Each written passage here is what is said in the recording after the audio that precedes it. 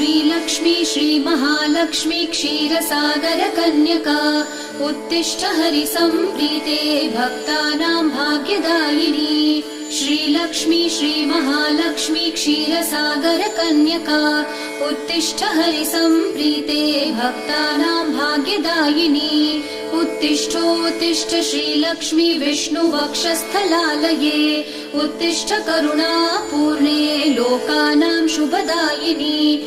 उत्तिष्ठोत्तिष्ठ श्रीलक्ष्मी विष्णुवक्षस्थलालये उत्तिष्ठ करुणापूर्णे लोकानां शुभदायिनी।